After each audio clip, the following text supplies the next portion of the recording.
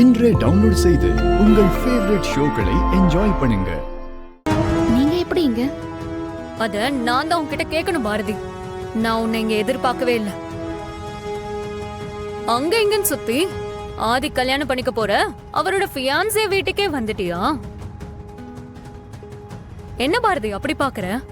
இல்ல, நான் உங்களை இப்பதான் இந்த வீட்ல முதல்ல பாக்குறேன். இவ்ளோ நாள் நீங்க வந்ததே இல்லையே.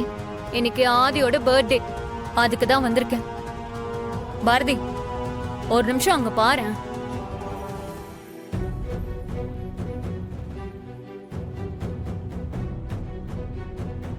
ஆதி எவ்வளவு சந்தோஷமா அவர் கல்யாணம் பண்ணிக்க போற பொண்ணு கூட சிரிச்சு பேசிட்டு இருக்காரு பாரு.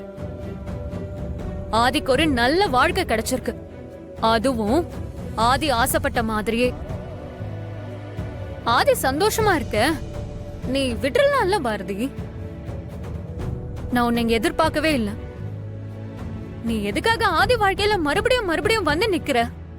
அவருக்கு கிடைச்சிருக்கிறது நல்ல வாழ்க்கையா இல்லையான்னு கண்டுபிடிக்கதானே நான் இங்க அவர் கூடவே இருக்கேன். என்ன பாரதி, ரொம்ப பலமா யோசிக்கிற போல. நீ எவ்வளவு யோசிச்சாலும் ஆதி உனக்கு திரும்ப கிடைக்க போறதில்ல. நீங்க நினைக்கிற மாதிரி ஆதியோட வாழ்க்கையில மறுபடியும் வரணும்னு நினைச்சு நான் இங்க வரல. ஆதியோட உயிருக்கு ஏதோ ஒரு பிரச்சனை இருக்கு, அது யாராலன்னு கண்டுபிடிக்கதான் நான் இங்க இருக்கேன்.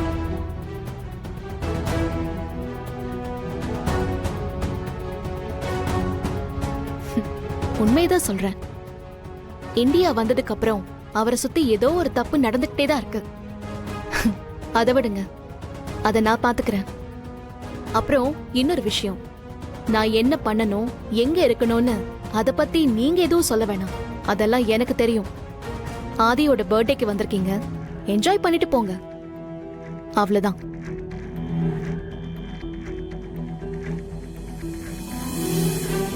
அக்கா, என்னக்கா இது, இந்த வேலையெல்லாம் பாக்குற?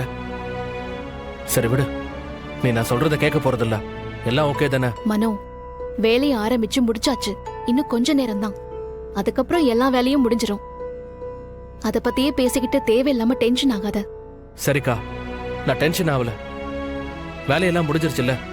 நீங்க எல்லாரும் கொஞ்சம் சீக்கிரமா ரெடியாகி கீழே வாங்க. மாமா அவர் பையனோட சேர்ந்து கேக் கட் பண்ணி செலிப்ரேட் பண்ணணும்னு சொல்லிட்டு இருக்கு.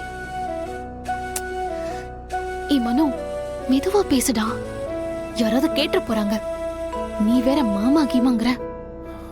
அட போக்கா, உன் பிரச்சனையே இதுதான். உண்மையை சத்தம் போட்டு கூட பேச முடியாத நிலைமையில இருக்கும். எதுவுமே வேணான்னு சொல்லிட்டு வாக்கா, நம்ம எல்லாரும் எங்கேயாவது போயிடலாம்.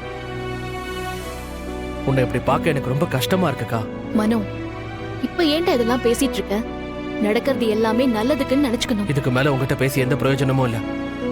நான் போய் வேலை பார்த்தவங்களுக்கு பணத்தை செட்டில் பண்ணிட்டு வரேன். சீக்கிரம் எல்லாரும் ரெடி ஆயிட்டு வாங்க.